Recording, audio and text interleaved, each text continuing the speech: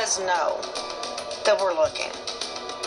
And I think it just wants to be left alone.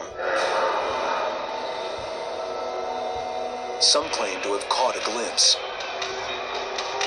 And recently, two adventurous Breckenridge boys, Ricky Joyce and Dakota Cheeks, had a showdown with a sheep squatch. They'll never forget it. Well, when I tell most people I've seen it, they just tell me I'm crazy, I'm a crackpot. But there are a few people that believe in it. Mainly the people that live around here are the ones that don't call me crazy. It didn't matter what anybody thought about us. You know, we knew without a shadow of a doubt what we saw. At 13, Dakota met Ricky Joyce in school. The pair have been close ever since. There's always been a form of trust between me and Ricky, especially the older we get. You know, he's right there with you to the very end. We're more brothers than we are friends. He's trustworthy, he's loyal. I've never had a friend that had my back like him. That bond would be tested on a warm summer weekend in July of 2004. On a hunting trip, Dakota and Ricky ventured into some of Kentucky's more remote tracts of wilderness. All I really need is this. We go hunting a lot, but this time it was a lot different. Come on, Lily. This was a night that would change our lives forever.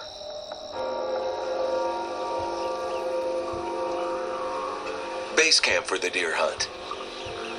Ricky's grandparents' cabin at the foot of 100 acres of dense timber.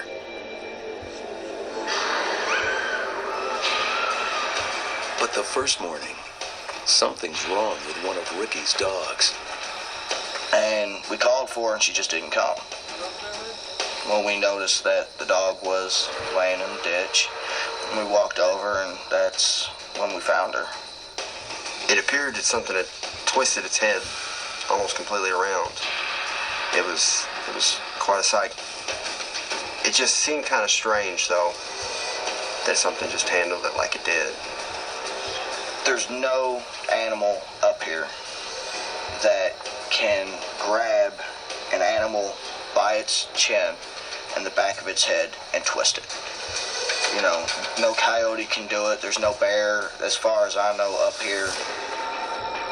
It became very apparent that we had to find out, you know, what happened, what got her, and why. Are there creatures capable of such violence roaming the backwoods of Appalachia? White things. I heard it was half man, half sheep. If you just look at the fact that it has claws, it has horns. Look at the sheer size. You know, it could potentially really be a very dangerous thing. Before the dog incident, for months we'd been hearing noises coming from the top of the hill. Growls and screams. Things that we just didn't know anything about. We went looking to see if we could figure out what had happened, see if we could find tracks of anything big, anything that could have killed a 150-pound dog like it did. We decided we were going to hop on the four-wheelers and stake out the hilltop. We ended up going far side of the property. Dude, I'm telling you, he's right over here. Where nobody really goes, there's no trails. We make a couple laps around the field, that way we can both easily see where the four-wheeler has been, so we know where to look.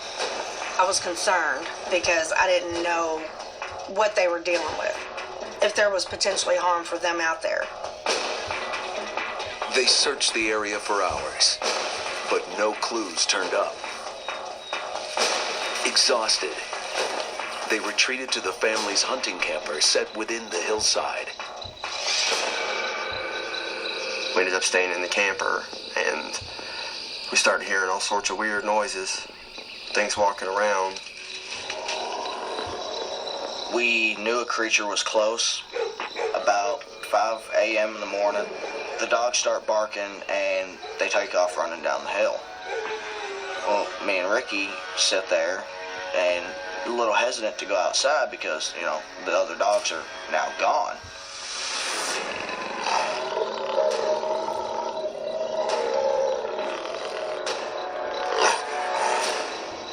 camper that seemed a safe haven was suddenly under attack. Something actually ran into the trailer. Kind of scared the crap out of me. It literally sounded like all hell was breaking loose. It's almost like you can hear something pressing up against the side, and you can kind of hear the tin start to bend. It's just that weird, eerie metal sound.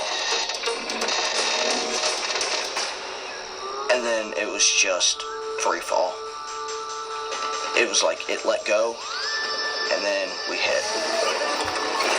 I was terrified. I mean, there shouldn't be anything out here strong enough